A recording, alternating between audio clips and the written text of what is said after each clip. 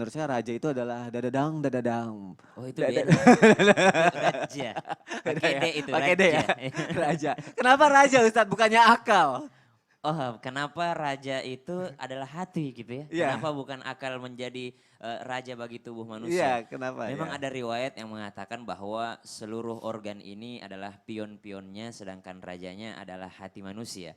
Karena ternyata di dalam Al-Quran pun kalau ditanya, Sony ditanya nih, yang berpikir itu apa?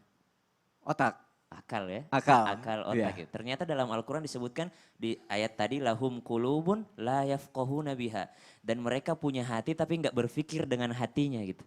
Jadi kalau kita pikir yang berpikir itu adalah akal, tapi ternyata dalam surah Al-A'raf disebutkan hati yang berpikir. Karena kalau akal tuh berpikirnya matematik aja gitu. Saya kasih segini, untung saya berapa gitu. Kalau saya mengambil hak orang lain, saya bakal untung.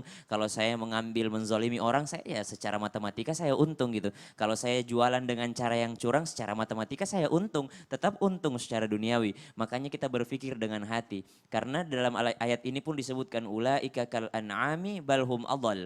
Orang yang tidak berpikir dan tidak menjadikan hatinya sebagai raja, mereka itu seperti kal an'am, binatang ternak. Kata Al-Quran binatang ternak. Apa bedanya binatang biasa dengan binatang ternak? Kalau binatang biasa tuh masih bisa yang namanya melakukan aktivitas yang lain kalau dia dapat makanan gitu. Tapi kalau binatang ternak, kalau udah dapat makanan, udah nggak mikirin yang lain gitu. Kita dilarang menjadi manusia yang sudah ketika mendapatkan keuntungan, sudah tidak memikirkan manusia yang lainnya. Justru kita diminta untuk memikirkan nasib orang lain. Makanya dalam kisah kami tadi untuk diselesaikan salah satu doa daripada Sayyidina Ali Zainal Abidin adalah ketika beliau berdoa, "Ya Allah, jauhkan aku daripada tubuh yang terlihat baik akan tetapi memiliki hati yang buruk di dalamnya." Karena ternyata raja di antara kita, raja di antara tubuh manusia itu adalah hatinya. Ketika hati ini kan yang diisi dari tadi guru kita sudah menyampaikan, yang diisi dengan Al-Quran, yang diisi dengan keimanan. Betapa banyak orang-orang yang tidak mampu memaknai tangannya karena mereka tidak berpikir dengan hatinya. Telunjuk yang ia pakai untuk asyhadu alla ilaha illallah ketika dia tahiyat masih dia pakai untuk komentar jelek di sosial media orang lain. Why? Karena tidak dipakai hatinya untuk berpikir.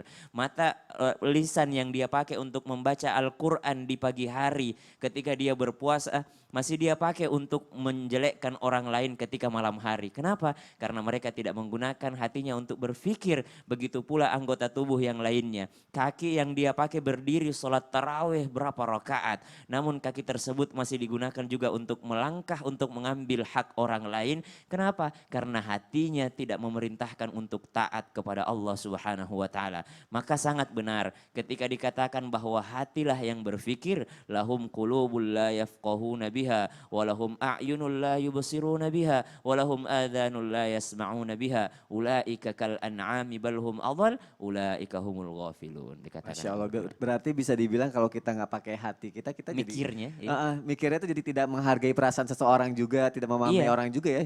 karena yang diisi oleh iman adalah hati seseorang bukan akal gitu. Masya Allah, jazakallah khair Ustaz Syam. Sama-sama. Baik, kadang kita berpikir juga seperti itu, pakai akal aja, tapi kalau nggak pakai hati semuanya jadi ya udah maunya kita aja gitu ya jamaah ya. Nah sekarang aku pernah dengar juga gini, Rasulullah bersabda kalau kondisi hati itu seperti apa sih? Nah terus pernah bersabda seperti itu dan kita ini sekarang berada di kondisi hati itu yang mana gitu. Nah